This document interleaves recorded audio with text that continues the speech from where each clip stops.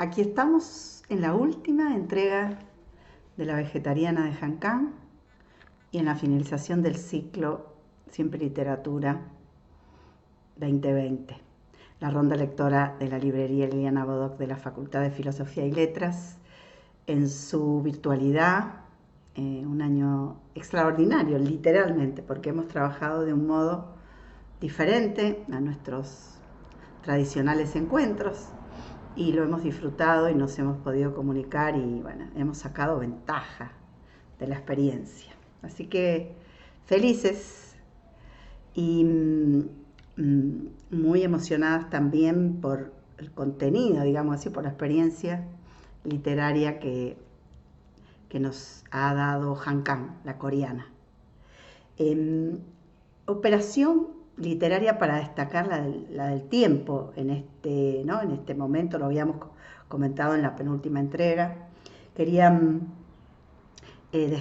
resaltar alocuciones temporales que dividen, a diferencia de capítulos anteriores, de instancias anteriores, que teníamos un asterisco, el blanco activo separaba locaciones, podríamos decir, separaba espacios o secuencias en virtud de algún personaje que se movía, se trasladaba, como es más tradicional que suceda. Acá la marca del tiempo se da por estas alocuciones que inician. La última que leímos decía, está pasando el tiempo, y ahora vamos a ir a esta que es la que hoy inicia el final, estos últimos 18 páginas para el desenlace de La Vegetariana. El tiempo pasa, ella gira la cabeza y mira hacia la ventana. Recuerden que están las dos hermanas en este encuentro, que es como un encuentro terminal, porque Jong está muy débil, ya no puede permanecer en este hospital al decir de los médicos, porque su estado físico es casi de inanición, entonces la van a trasladar a un hospital común para hacerle otro tipo de tratamientos.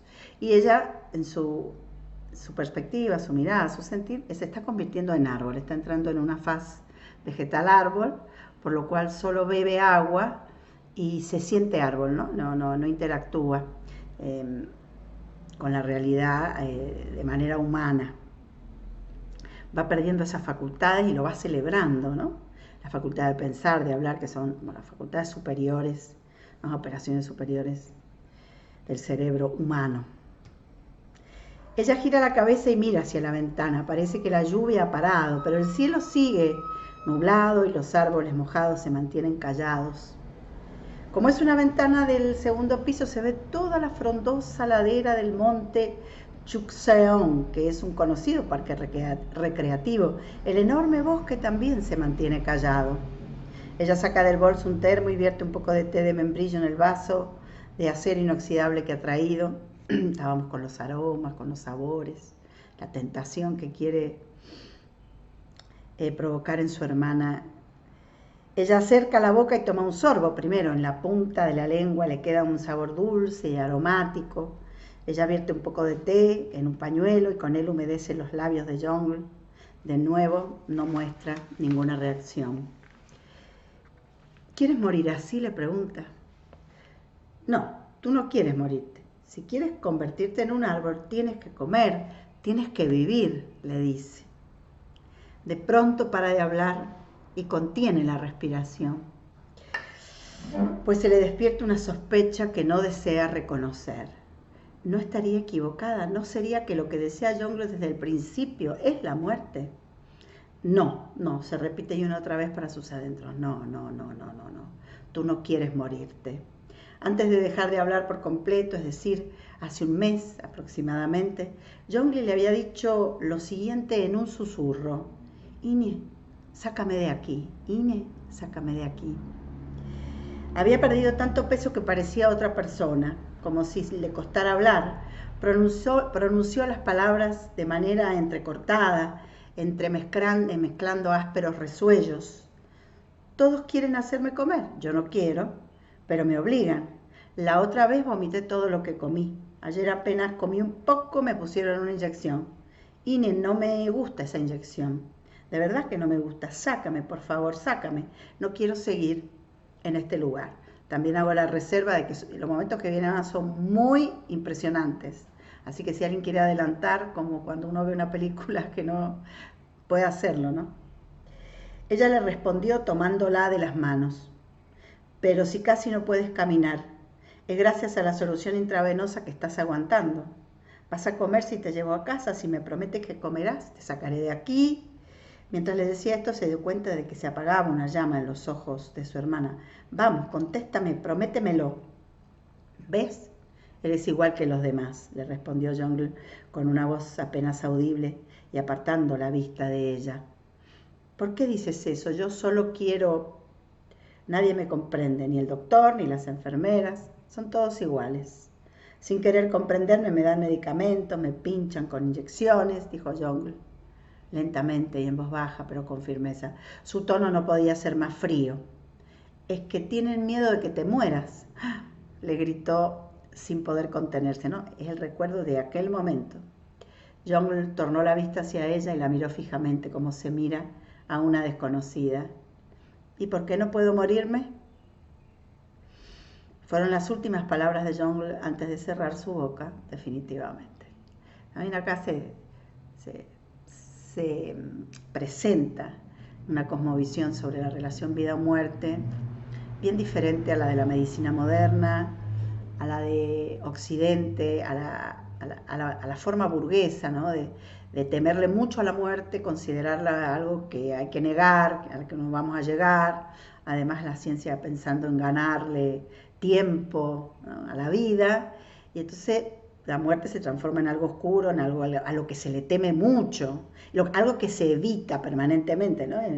Nosotros vivimos de evitar la muerte en varios sentidos, así que nos atraviesa filosóficamente, como venimos diciendo, y acá la posibilidad de la muerte finalmente es realista, porque la vida y la muerte, pero bueno, son las valoraciones, como decía, ancestrales, de cosmovisiones que entre la vida y la muerte han tenido otra manera de vivirlo, de sentirlo, y a su vez la impronta de la normalidad, que ve en la muerte un enemigo contra el que se lucha, como contra la enfermedad. Vieron que está lucha contra.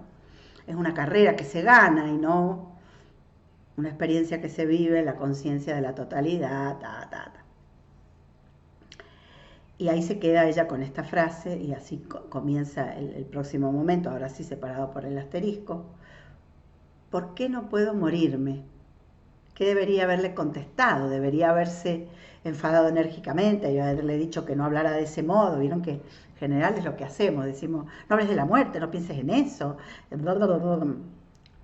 Una vez, hace mucho tiempo, ella y Jungle se perdieron en las montañas. En ese entonces Jungle, que tenía 9 años, le había dicho, mejor quedémonos aquí y no volvamos. Ella no comprendió sus palabras. ¿Qué dice? Pronto oscurecerá, tenemos que encontrar el camino de regreso. Recién pudo comprenderla mucho tiempo después. Las golpizas del padre se ensañaban especialmente con Jungle. Yongo, como era varón, el hermano, ¿no?, que las ha abandonado también, se desquitaba pegándoles a otros niños, así que no sufría tanto. Con ella, se notara o no, tenía más miramientos, puesto que era quien le preparaba la sopa para aliviarle la resaca, en lugar de la madre que estaba siempre cansada. Y también era la mayor. En cambio, de carácter tranquilo y poco acomodadizo, Jungle no sabía seguir el humor al padre. Sin oponer ninguna resistencia, todo lo que recibía le llegaba hasta los huesos. Ahora lo sabía, la diligencia que había demostrado siempre por ser la mayor, no se debía a una madurez precoz, sino a la cobardía, y solo había sido su modo de sobrevivir. No podría haberlo evitado que calara en los huesos de Jungle todo eso que nadie podía imaginar.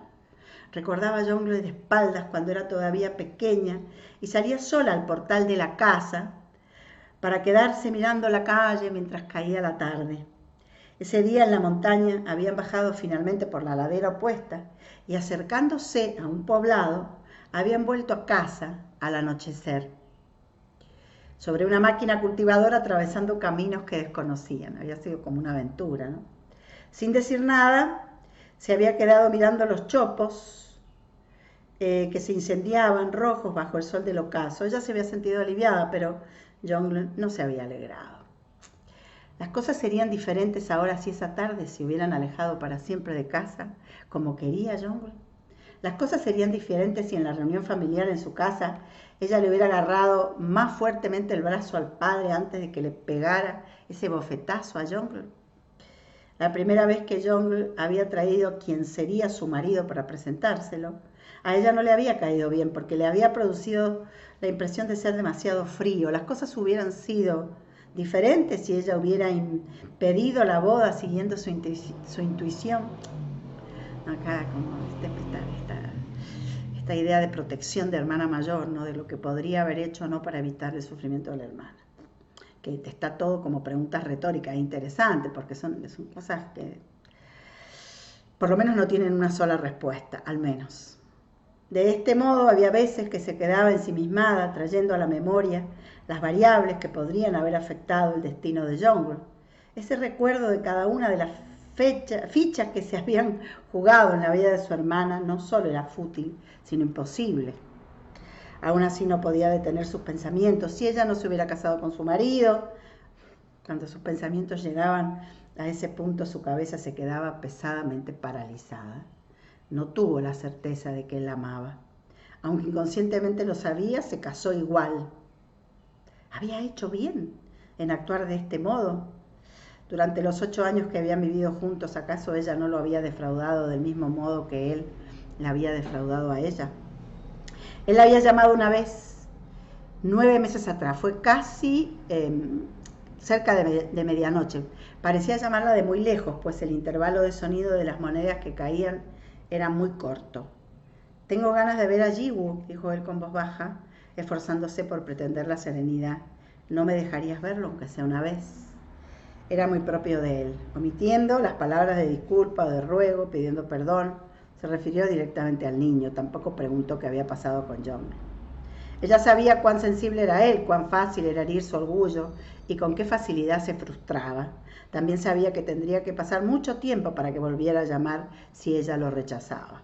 Sabiendo todo eso, mejor dicho, porque lo sabía bien, ella cortó sin responder palabra. La había llamado en medio de la noche desde una cabina de teléfono público. Ella, es como si ella lo viera, ¿no? Como si lo espiara, porque lo conoce. Zapatillas viejas, ropas desaliñadas, la cara de un hombre maduro frustrado. Ella sacudió la cabeza y borró la imagen que acababa de imaginar. Silenciosamente ocupó su lugar la imagen de él tratando de subirse a la baranda del balcón. Él que había guardado tantas cosas saladas en su videocámara, no había podido volar cuando más necesitaba hacerlo. Ella recordaba claramente el instante en que había visto por última vez sus ojos, lleno de espanto. Su cara parecía la de un desconocido. No era la cara de la persona por la que tanto habían trajinado y esmerado por respetar, tener paciencia. La persona que ella creía conocer no era más que una sombra. No te conozco, murmuró ella, apretando con fuerza el teléfono después de colgar. No es preciso que te perdone ni que pidas perdón, ya que no te conozco. Cuando el teléfono comenzó a sonar de nuevo, desenchufó el aparato. A la mañana siguiente volvió a enchufar la línea, pero tal como ella había imaginado, no volvió a llamar. Interesante acá la sugestión del reconocimiento, ¿no? Si no hay reconocimiento, no hay nada.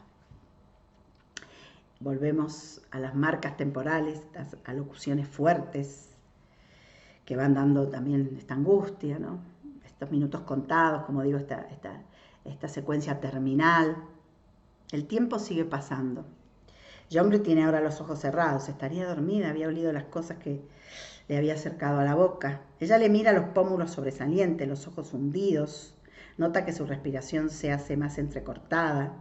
Poco a poco se aligera el color gris del cielo y el paisaje se hace más claro. El bosque del monte Chukseon va recuperando su color. El lugar donde encontraron a Jongle esa noche debió ser en algún punto de esa ladera.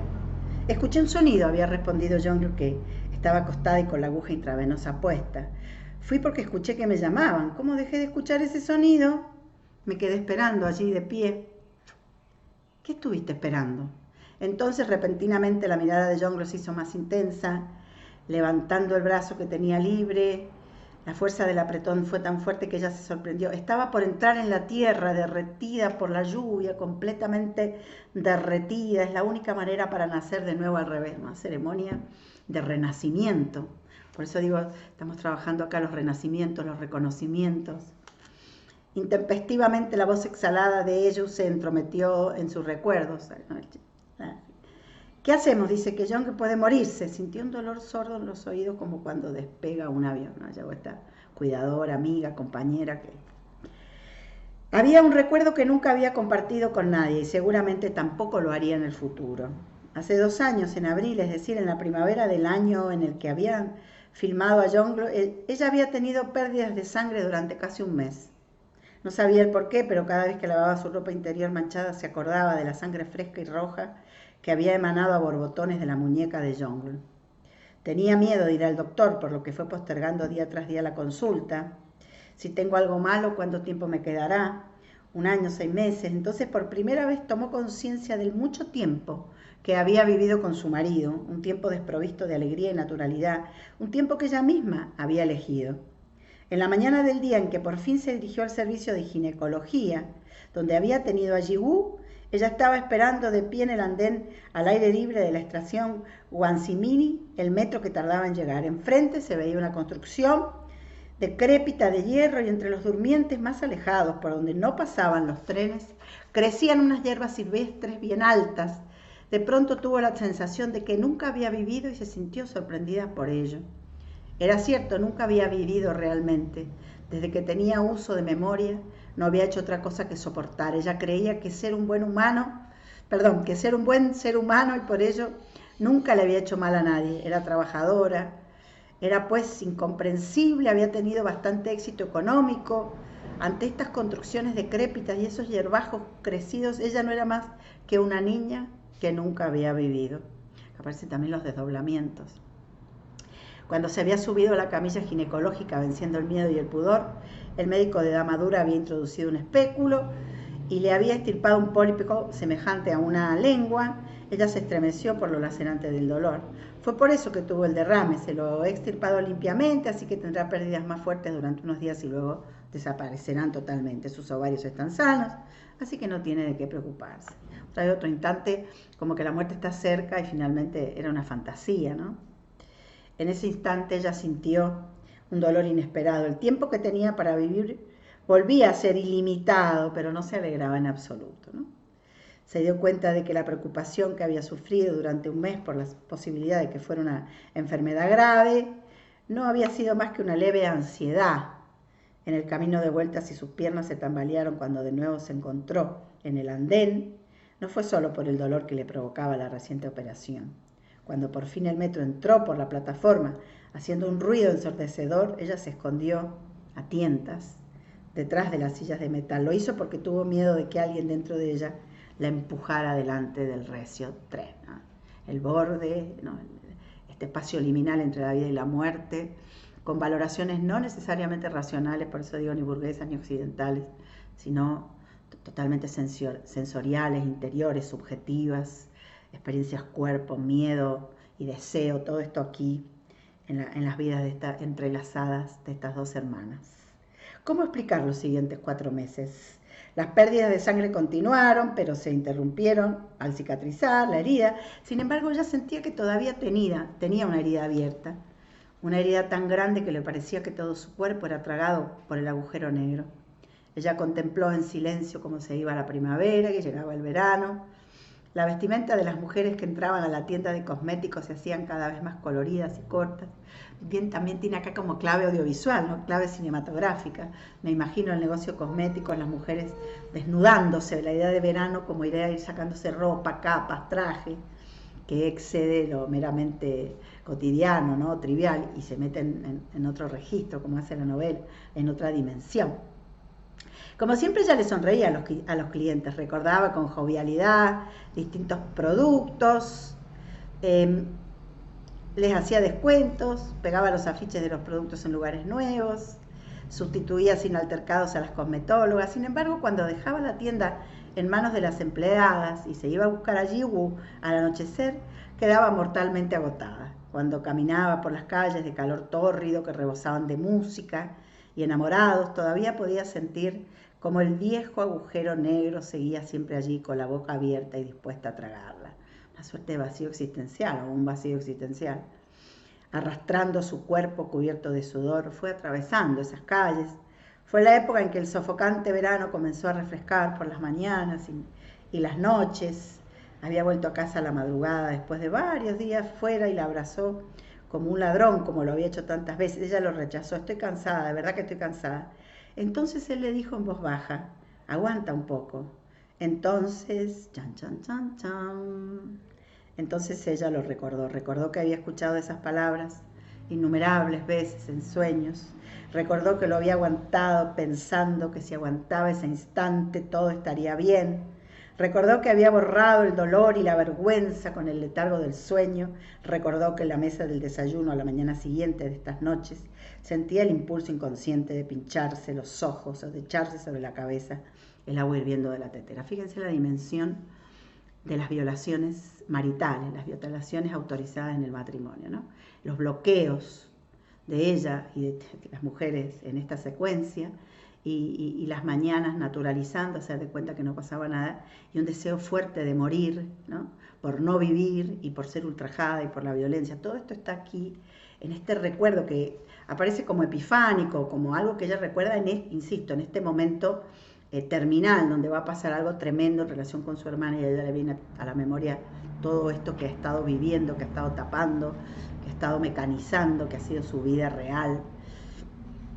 Cuando él se quedó dormido, la habitación quedó en silencio, acomodando bien al niño que dormía de lado, contempló los perfiles de padre e hijo. Este recuerdo se transforma en algo que esclarece lo que ella realmente siente. E hijos que se vislumbran vagamente en la oscuridad y que tanto se parecían por inspirar lástima. El sueño se fue muy lejos y en su lugar un pesado cansancio cayó sobre sus hombros. Sintió como si la humedad de todo su cuerpo se hubiera secado, como si ese cuerpo seco se hubiera quedado todo deshilachado. Ella salió del dormitorio y miró a través del ventanal violáceo del salón, contempló los juguetes, el sofá, la televisión, las oscuras puertas del mueble debajo del fregadero. Sintió un extraño dolor en el pecho, era una sensación de opresión, como si la casa quisiera atenazarla. La vida doméstica, ¿no? Las obligaciones femeninas. Ella abrió la puerta del armario, sacó una camiseta de algodón de color violeta que le gustaba mucho a su hijo desde que era un bebé, y que por eso ella se ponía a menudo en la casa por lo que estaba muy desteñida. Se la ponía cuando no se sentía bien, pues aunque la había lavado infinidad de veces, olía a leche y a recién nacido, y eso la calmaba.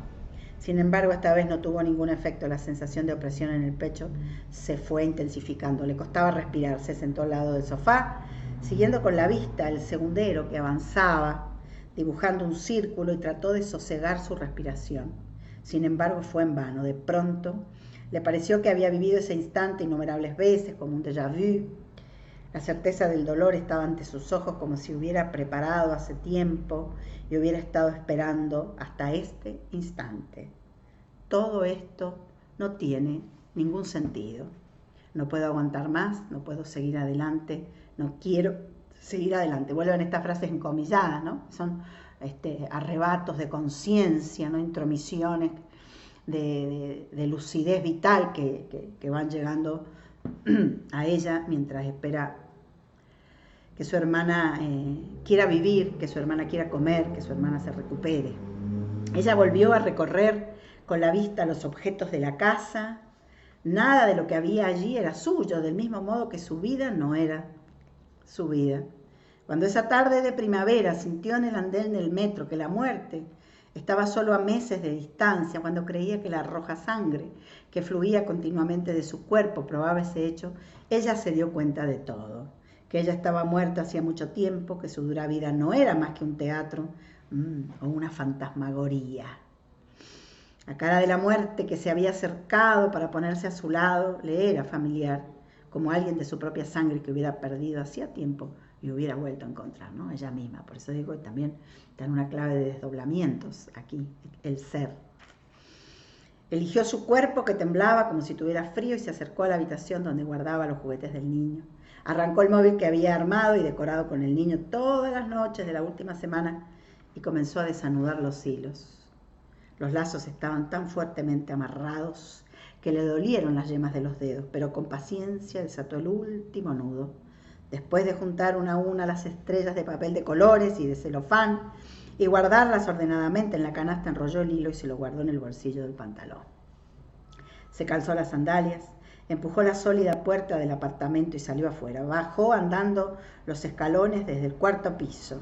Afuera estaba oscuro. En el enorme edificio de apartamentos habían encendido solo 2 luces. Ella siguió andando, salió por la puertita que había detrás del edificio, se internó en la montaña. Debido a la oscuridad violácea, el alba le pareció más profunda que de costumbre. Era una hora en que todavía dormían los ancianos, más madrugadores que iban a recoger el agua del manantial. O sea, era re temprano. Son las medidas subjetivas del tiempo, ¿no?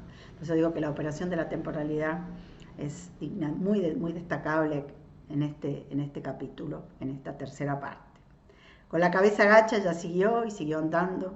Silenciosamente se limpió con el dorso de la mano el sudor, o quizá las lágrimas que le embadurnaban la cara. Sintió el dolor semejante a un agujero que quería devorarla, un miedo intenso y también una extraña paz que se entremezclaba al mismo tiempo con esos sentimientos. Asterisco, nueva locución, una nueva marca temporal.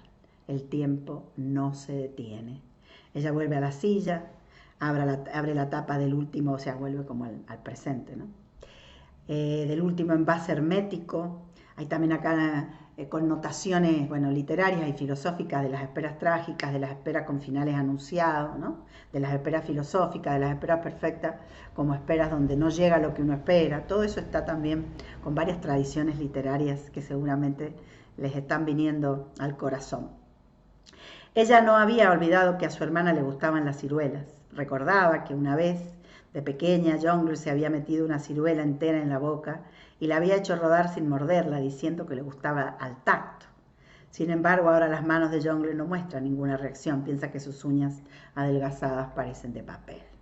Jongleur, dice ella con una voz que resuena seca en la silenciosa habitación.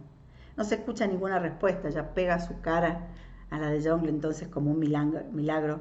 Jongleur abre los ojos. Jongleur. Ella observa los ojos vacuos de su hermana menor. Solo ve su reflejo en las pupilas, la decepción que es tan grande como el susto, la desanima. ¿Te has vuelto loca? ¿De verdad que te has vuelto loca? Pues ella duda de la locura. Ella está como en otro lugar, pero también ¿a qué recurre, no? ¿Cómo la salva? ¿La puede salvar? Por primera vez le hace esta pregunta que durante años no quiso creer. ¿De verdad te has vuelto loca? Sintiendo un miedo desconocido, se echa hacia atrás y se sienta. El silencio de la habitación, donde no se siente siquiera respirar, le tapa los oídos como un algodón, ¿no? El silencio. Quizá, murmuró ella rompiendo de nuevo el silencio, quizá sea más fácil de lo que parece volverse loco, es decir, no puede seguir hablando. En su lugar extiende el brazo y coloca su índice debajo de la nariz de Jongleur. Un hálito lento y delgado como un hilo, pero cálido y regular, le hace cosquillas en los dedos. Sus labios tiemblan imperceptiblemente. ¿Sería que el sufrimiento y el insomnio que sufría ella ahora lo había atravesado Jongleur hace mucho tiempo y a mayor velocidad que los demás, y había llegado todavía más lejos? Y que un día había soltado el fino hilo que la unía a la vida cotidiana. Esto lo tratamos bastante en la entrega anterior, ¿no?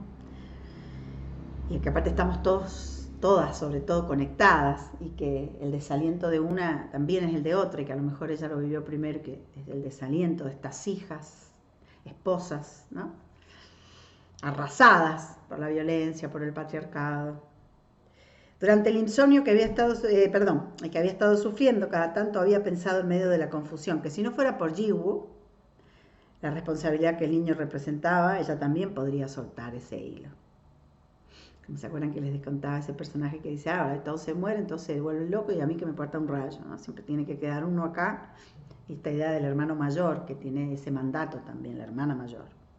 Sin embargo, los instantes en los que el dolor desaparecía por milagro eran cuando se reía, cuando Jiwoo la hacía reír con algo que hacía o decía. Ella se quedaba repentinamente aturdida. A veces no podía creer que se hubiese reído y se reía aún más, si bien en esas ocasiones su risa estaba más cerca de la confusión que de la alegría. A Jiwoo le gustaba verla de ese modo. Esto, ¿te has reído porque he hecho esto? Diciendo esto el niño repetía y una otra vez lo que acababa de hacer. Arrugaba y adelantaba la boquita y fingía tener un cuerno en la frente, pretendía que se daba un porrazo en el suelo, o colocando la carita abajo entre las piernas la llamaba mami, mami, en un tono payasesco. Cuanto más se reía ella, más intensificaba Jiwoo el grado de las payasadas y finalmente ponía en juego todas las fórmulas que recordaba que le hubieran provocado la risa a su madre. Después de reírse, ella pensaba que la vida era muy extraña. Después de pasar por cualquier hecho, aún el más terrible, la gente comía, bebía, iba al baño, se bañaba y vivía. A veces hasta se reía a carcajadas. Y cuando pensaba que él también estaría viviendo de este modo, se le despertaba tristemente la olvidada compasión, del mismo modo que a veces la asaltaba la somnolencia. Sin embargo, cuando acostaba junto a ella el cuerpecito del niño que olía tan dulce y su pequeña carita que aún no sabía de culpas, se sumergía en un sueño profundo. Comenzaba indefectiblemente la noche. Todavía estaba muy oscuro y faltaban 3 o 4 horas para que se despertara Jiwoo. Era una hora que no se escuchaba el sonido de ningún ser vivo. Era una hora larga como la eternidad y sin fondo como un pantano. Cuando se acurrucaba en el fondo de la bañera vacía y cerraba los ojos, la asaltaba el oscuro bosque. La lluvia negra clavándose en el cuerpo de Jongle como una andanada de lanzas, y sus pies desnudos y huesudos cubriéndose de barro. Cuando sacudía la cabeza para borrar esta imagen, árboles verdes de un día de verano tremolaban ante sus ojos. Sería por las fantasías que Jongle le había contado, los incontables árboles que había visto a lo largo de la vida, los bosques que cubrían el mundo como un mar insensible, se abatían sobre su cuerpo cansado como una ola y se incendiaban. Las ciudades, los pueblos y las carreteras no hacían más que flotar. Ella no podía saber qué significaban esas olas. Tampoco podía saber qué le decían esos árboles, que erigiéndose en llamas verdes en medio de las penumbras de la madrugada, contemplaba al final de ese sendero estrecho. De ningún modo eran palabras cálidas, ni tampoco eran palabras que la reconfortaran y levantaran el ánimo. Por el contrario, eran palabras frías al punto de ser crueles y temibles. Por mucho que mirara a su alrededor, no podía encontrar ningún árbol dispuesto a recibir su vida. Ninguno de ellos quería aceptarla, solo se limitaba a cerrarle el paso, obstinados y severos, como enormes bestias vivas. Marca temporal. El tiempo no se detiene. Empieza a funcionar a modo de estribillo también. Ella cierra las tapas de todos los envases herméticos, empezando por el termo, va guardando todo en el bolso, luego corre hasta el final, el cierre, más allá de esta cáscara que era su cuerpo. ¿En qué tiempo y espacio andaría el alma de Jongle? Trajo a la memoria la imagen de Jongle parada cabeza abajo, ¿no? Haciéndola vertical. ¿En qué parte del bosque imaginaba estar ella? Le habrían brotado ramas infatigables de su cuerpo y raíces blancas de sus manos que se aferraban al suelo negro. Se habrían extendido sus piernas hacia el cielo y sus manos hasta el núcleo de la tierra. Habría aguantado su cintura tensamente estirada, la fuerza que la tironeaba de ambos lados. Le habría brotado una flor en el pubis cuando su cuerpo había sido atravesado por la luz que bajaba del cielo y el agua que subía manando de la tierra. Le habrían ocurrido todas estas cosas a su alma cuando Jongle extendía su cuerpo puesta cabeza abajo. ¿Pero qué es esto?, manifestó ella en voz alta. Te estás muriendo. Y prosiguió diciendo todavía en voz más alta, acostada en esa cama, en realidad te estás muriendo. Eso es todo, te estás muriendo. Ella se muerde los labios. Sus dientes hacen tanta fuerza que sangran.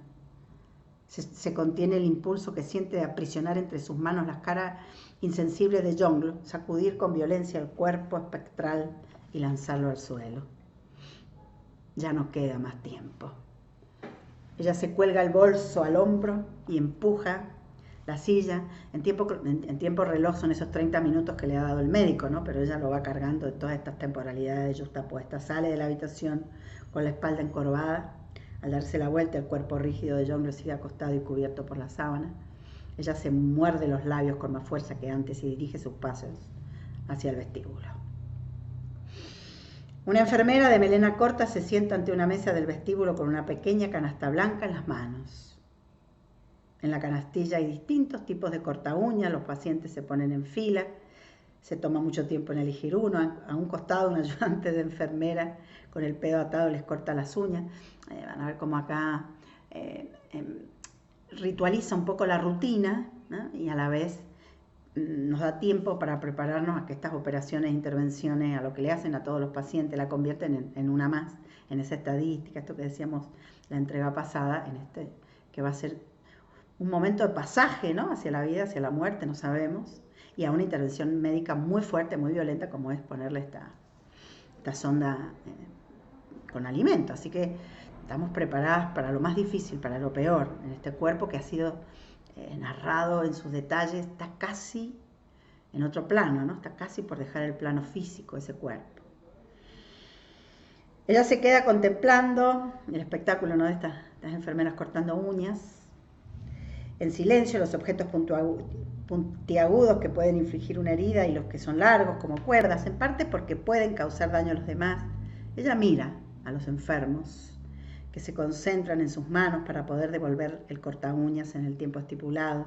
El reloj de la pared señala las 2:05. Acá, como los tiempos oníricos, los tiempos filosóficos, los tiempos ancestrales, quedan adentro de este reloj como el tiempo moderno, ¿no? El tiempo capitalista, el tiempo cronológico, el tiempo del reloj. Es un tópico que también hemos trabajado bastante en la ronda, así que sé que están cómodas, que tienen mucho para poner aquí, como quienes leen. Le parece ver tremolar el guardapolvo blanco del doctor cuando se abre la puerta del vestíbulo. Es el médico de cabecera de Jongle. Él se da la vuelta y cierra la puerta con un movimiento diestro. Si bien debe ser igual en todos los hospitales, en los sanatorios mentales la autoridad de los médicos especialistas parece ser todavía más absoluta. Les vengo diciendo, el absolutismo médico-científico. Seguramente esto es así porque los pacientes están encerrados, como si hubieran divisado a un salvador. Los enfermos se agolpan a su alrededor. Claro, para alguien que los saque, ¿no? Que los libere, los saque de la jaula del psiquiátrico.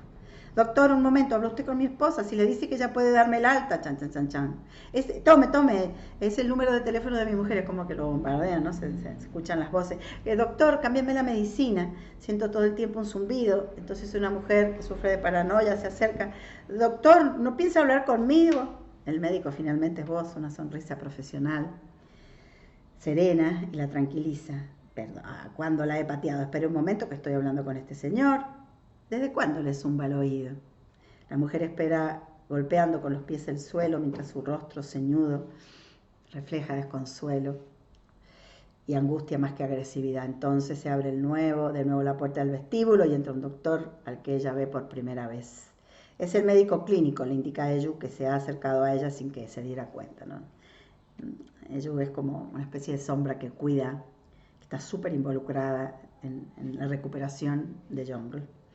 Debe ser el doctor de medicina interna que hay en todos los sanatorios mentales, de apariencia sumamente joven. Produce la impresión de una persona fría pero inteligente.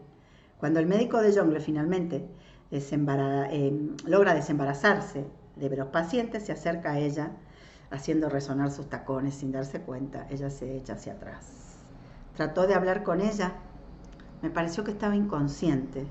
Así parece por fuera, pero es que tiene los músculos rígidos. No es que no tenga conciencia, sino que la tiene fijada en otra parte.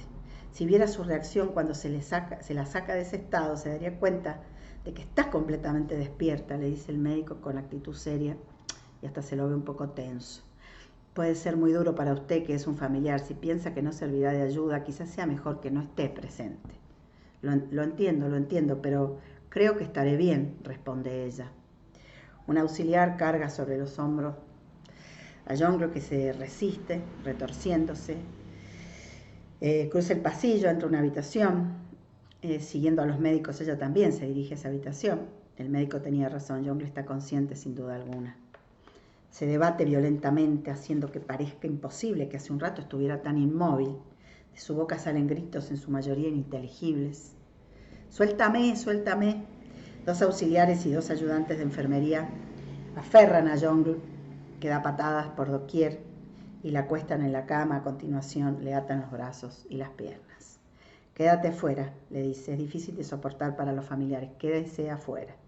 En ese instante ve el brillo en los ojos de Jongle que se clavan en ella, sus gritos se hacen vehementes. Le brota de la boca una ristra de palabras indiscernibles. Sacudiendo las extremidades, parece que Jongle fuera a desembarazarse de sus ataduras para correr hacia ella. Sin darse cuenta, ella se acerca a su hermana. Jongle retuerce sus brazos descarnados y se le forma una espuma blanca en la boca. No quiero comer. Jongle, la llama, tomándola con las manos. Salga de aquí, ¿no ve que estorba? Los auxiliares la toman, la levantan en vilo. Sin poder siquiera resistirse, es empujada al otro lado de la puerta. La enfermera que está afuera le agarra del brazo y le dice, quédese aquí, se excita más porque está usted. El médico de Jongle se pone los guantes de látex, toma el tubo que le tiende la enfermera, entre tanto los auxiliares inmovilizan la cara. Al ver que se acerca el tubo, Jongle enrojece. Tal como se lo había dicho el auxiliar, es imposible saber de dónde viene tanta fuerza. Sin poder evitarlo, ella adelanta unos pasos, pero la enfermera la agarra, le impide avanzar. Finalmente las recias manos del auxiliar vuelven a sujetar las mejillas de su hermana. Entonces, sin perder la ocasión, el médico introduce el tubo y fracasa. Mierda, dice el médico, está otra vez obstruido, se lamenta. Jongle tapa el esófago con la epiglotis y el tubo sale. Vamos, intentémoslo de nuevo. Esta vez más rápido. De nuevo un corpulento auxiliar aprisiona la cara. Esta vez sí, ya está. Pero esas operaciones médicas, tanto haber visto tantas series médicas. Ya está, ahora sí. Diciendo esto, el médico exhala un corto suspiro. Las manos del médico interno se mueven ágiles. Con ayuda de una jeringa comienza a inyectar la papilla líquida por el tubo. La enfermera que la sostiene allá del brazo le susurra en los oídos, cogiéndola más fuerte, ya está. Todo ha salido bien, ahora la van a dormir para que no vomite. En el instante en que la enfermera en jefe está por sacar la inyección para administrar el sedante, el ayudante lanza repentinamente un agudo chillido. Ella se libera del brazo que la agarra y corre hacia la cama. Déjeme ver, muévase. Ella parte el hombro del médico, se pone delante de Jongle.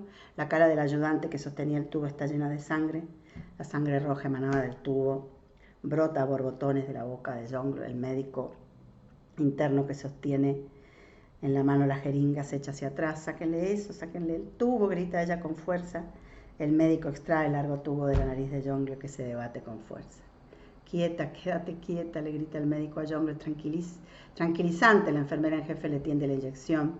No, basta, no lo hagan. Ella le muerde el brazo del auxiliar que la aprisiona y de nuevo corre hacia la camilla. Ella se acerca de un salto y abraza el cuerpo de Jongle. La sangre caliente que vomita Jongle a borbotones mancha su blusa. Por favor, basta, grita ella, mientras le aferra la muñeca a la enfermera en jefe, que aún sostiene la inyección. En silencio, siente las convulsiones de Jongle bajo su cuerpo. El guardapolvo blanco arremangado del médico está salpicado de manchas de sangre de Jongle. Ella contempla con la mirada perdida las manchas que parecen formar un gran remolino, ¿no?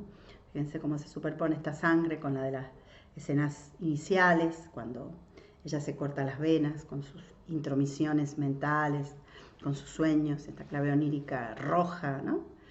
Sangrienta, la sangre de los animales que matamos para comer, y el más brutal, ¿no? El de la intervención médica que la daña, la lastima, la hace ser toda sangre. Hay que llevarla de inmediato al hospital general. Esta práctica médica la ha hecho explotar por dentro, ¿no? La ha lastimado seriamente. Que vaya a Seúl, cuando se solucione el problema de la hemorragia, tienen que ponerle algo para proteger la carótida. Esto tampoco funcionará durante mucho tiempo, pero es la única salida que hay y dice el médico, bueno, fíjense que es nítido, ¿no? Transparent, como se dice para el lenguaje, transparente. Hay que hacer esto, dice el médico, para prolongarle la vida, ¿no? Y va a estar la pregunta filosófica: ¿qué hace la medicina que nos prolonga la vida? A veces, ¿a qué precio? Bueno, sin moralizar, sin meterse ahí, nos deja estas preguntas Por eso yo las tomo el guante y las comparto en este casi final ya de la vegetariana de Han Kang. Ella guarda en el bolso el impreso con el diagnóstico, ¿no?, que acaban de darle, sale a la sala de enfermeras. Apenas entra al baño, delante del inodoro se le doblan las piernas que había tenido firmemente plantadas hasta ahora. En silencio comienza a vomitar el café blancuzco que había tomado. Tonta, tonta, repite una y otra vez con los labios temblorosos: tu propio cuerpo es lo único a lo que le puedes hacer daño, es lo único con lo que puedes hacer lo que quieres, pero si ni eso te dejan hacer. Miren qué pronunciamiento de la hermana. Ni siquiera nuestros cuerpos son nuestros, no podemos hacer con ellos lo que queremos. Cuando levanta la cabeza delante del espejo, su cara está mojada, son los mismos ojos que ha visto desangrarse infinitas veces en sueños. Por mucho que se los enjuagaba con la mano, no podía limpiar la sangre. Sin embargo, ahora no llora. Como si estuviera ebria, le parece que el pasillo se mueve. Haciendo enormes esfuerzos para conservar el equilibrio, camina en dirección al vestíbulo del sanatorio. Entra un repentino rayo de luz y el sombrío vestíbulo se ilumina. Mientras los pacientes se alborotan y se acercan a la ventana, una mujer vestida con ropa de calle se acerca a ella. Ella entrecierra los ojos. Es Eyu. Debe de haber llorado de nuevo, pues tiene los ojos rojos. ¿Qué pasa? ¿Qué pasa con Jeonggyu si se va ahora? Gracias por todo, le dice ella, tomándola de las manos. De pronto siente el impulso de extender la mano y abrazarla, sin embargo no lo hace. En su lugar torna la vista hacia los pacientes que miran ansiosos. Ellos están aquí encerrados, como esta mujer. Como también lo estuvo Jeonggyu, si ella no la abraza es porque no ha olvidado que ha sido ella quien la ha encerrado. Se escuchan pasos apresurados del pasillo oriental. Dos auxiliares traen a paso rápido a Jeonggyu sobre una camilla, con los ojos cerrados y la cara limpia. Le han cambiado de ropa, parece un bebé que se ha quedado dormido después del baño. Al ver que Eyu extiende su áspera mano para aferrar las manos esqueléticas de Jeonggyu, ella aparta la vista. Al otro lado del vidrio del parabrisas de la ambulancia se despliega el frondoso bosque de verano. Bajo el sol que ha salido a la tarde, todas las hojas de los árboles, mojadas por la lluvia, brillan intensamente como si hubieran nacido de nuevo, renacer. Ella acomoda, vieron que toda la novela está atravesada por la lluvia, ¿no? Por estas las visiones borrosas, que a la vez son borrosas y a la vez son lúcidas, ¿no? Atravesadas por el parabrisas, por la sangre, por la lluvia, por las lágrimas. Ella acomoda los cabellos aún más empapados de Jeonggyu detrás de las orejas. Como le había dicho ella, su cuerpo no pesaba nada. La piel cubierta de un fino vello como los bebés era blanca y suave. Mientras le enjabonaba la espalda en donde le sobresalían cada una de sus vértebras, se acuerda de las innumerables veces que se bañó con ella cuando eran niñas, limpiándole la espalda y lavándole los cabellos. La ceremonia infantil del amor fraterno conmueve profundamente. Como si hubiera vuelto a aquellos tiempos, ella acaricia los finos y debilitados cabellos de Jeonggyu. En el instante en que piensa que se parecen a los cabellos de Jiwoo, cuando estaba en pañales, le parece que los tiernos dedos del niño rozan sus cejas y se queda confundida. Del interior del bolso saca el celular, que ha dejado apagado todo el día, y lo enciende para marcar a continuación el número de su vecina. Hola, soy la mamá de Jiwoo, es que estoy en el hospital a causa de un pariente. Sí, pero me surgió un inconveniente. No, a las 5:50 llega a la puerta del edificio el autobús de la guardería. ¿Sabe mi número, verdad? Sí, la volveré a llamar. Mientras cierra el celular, se da cuenta que hacía mucho tiempo que no dejaba a Jiwoo en manos de otra persona. Después que se había marchado su marido, había cumplido a rajatabla la regla de pasar con el niño las tardes y los fines de semana. Una profunda arruga cruza su frente. Sintiendo que la vence un repentino sueño, reclina la espalda en la ventanilla de la ambulancia con los ojos cerrados. Ella piensa: Jiwoo crecerá muy pronto, aprenderá a leer y tomará contacto con otras personas. Algún día, bonito, cuando lo transmitido de boca en boca llega a los oídos del niño lo sucedido, ¿cómo se lo explicará? Aunque Jiwoo era sensible por naturaleza y se enfermaba a menudo, había crecido hasta ahora con un carácter alegre. ¿Podría ser que se conservase así? Ella vuelve a estas preguntas. ¿Hasta cuándo podemos proteger a los seres que amamos? sobre todo cuando son nuestros hijos, nuestras hijas y hermanas y hermanos menores. Ella trae a su memoria los cuerpos desnudos y enredados como hiedras, sin duda eran imágenes que la habían conmocionado. Sin embargo, extrañamente, a medida que pasaba el tiempo, lo recordaba cada vez menos como algo sexual. Sus cuerpos cubiertos de flores, acá otra vez la impronta de la performance. ¿Con qué intención había querido su marido hacer una filmación así? ¿Con qué intención lo había apostado todo esa extraña y desolada filmación? Y lo había perdido todo. Tu foto se voló con el viento. Miré para arriba y estaba volando un pajarito. Escuché que el pajarito decía, soy mamá. Al pajarito le salieron entonces 2 brazos. Así había dicho Jiwoo hace mucho tiempo, cuando todavía no hablaba bien, con los ojos entrecerrados. Ella se sorprendió al descubrirle la vaga sonrisa que solía esbozar el niño cuando estaba a punto de llorar. También acá, ¿no? El límite entre el llanto y la risa ninguno, ese instante que de pasaje, todas son ritualidades de pasaje. ¿Pero por qué es un sueño triste? ¿Cómo era el pájaro? ¿De qué color era? Blanco, sí, era bonito, respondió el niño con un sollozo entrecortado, como ocurría cuando el niño se esforzaba demasiado en hacerle reír. Ese llanto la dejó sin saber qué hacer. Ah, entonces era un pajarito mamá, le dijo ella como consolándolo. Jiwoo asintió con la cabeza, todavía enterrada en su seno. Ella se levantó la cara, cogiéndola con sus 2 manos. Mira, mami, está aquí. No me he convertido en un pajarito blanco, ¿verdad? ¿Lo ves? Es solo un sueño. Chan, chan, chan, chan. Es solo un sueño. ¿En verdad lo era? Se lo preguntó para sus adentros, ¿no? Como cada sueño en esta novela, que ha sido una mera coincidencia. Esto había ocurrido la misma mañana que, vestida con la desteñida camisa violeta, ella había regresado de los árboles que se levantaban sobre la montaña vecina mientras subían los albores del día. Es solo un sueño, era lo que decía en voz alta cada vez que se acordaba de la cara que tenía Jiwoo ese día. Sorprendida por su propia voz, ella abre grandes los ojos y mira precipitadamente a izquierda, a derecha. La ambulancia sigue recorriendo velozmente el camino en bajada. Su mano, que se acomoda a los cabellos despeinados, tiembla visiblemente. No se puede explicar cómo pensó en abandonar al niño tan fácilmente, debido a que fue una cruel irresponsabilidad que ni ella misma puede entender. No se lo puede confesar a nadie ni pedir perdón por ello, simplemente lo que siente con el sentido de la verdad, frío hasta dar escalofríos, es que si su marido y Jongle no hubiesen atravesado los límites de ese modo, si no hubieran desmoronado todas las cosas como una montaña de arena, quizá la persona que se hubiera derrumbado habría sido ella. Y que si se hubiera derrumbado, no habría podido volver. Entonces la sangre que había vomitado Jongle debería haber brotado de su propio pecho. Jongle lanza un quejido como si fuera a despertarse. Por miedo a que vomite sangre de nuevo, ella saca rápidamente su pañuelo y se lo acerca a la boca. En lugar de vomitar, Jongle abre los ojos. Sus negras pupilas se fijan en ella. ¿Qué se estaría debatiendo detrás de esos ojos? ¿Qué tipo de terror, ira, dolor o infierno que ella desconoce se agazaparía? Jongle, la llama con tono mustio.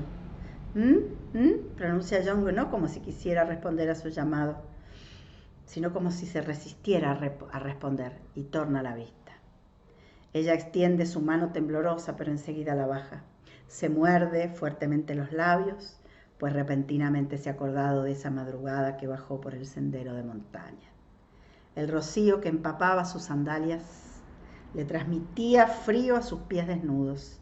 Ella no lloró, ni nada parecido, pues no podía comprender qué quería decirle esa humedad fría que humedecía su cuerpo deshilachado y se subía por sus venas resecas. Simplemente todo eso se filtraba dentro de su cuerpo y la calaba hasta los huesos. Final.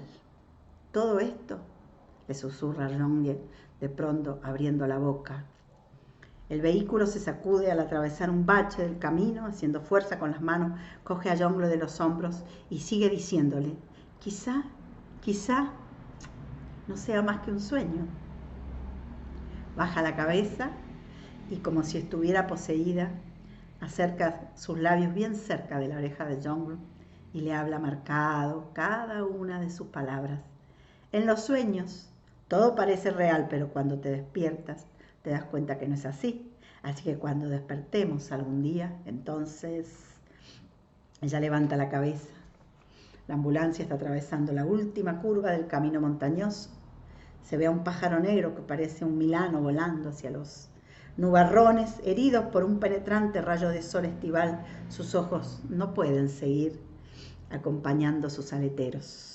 En silencio ella respira profundamente, mira con fiereza los árboles que arden a la vera del camino, mira las verdes llamas que se agitan como innumerables bestias erectas, como si esperara una respuesta, mejor dicho, como si hiciera un reclamo.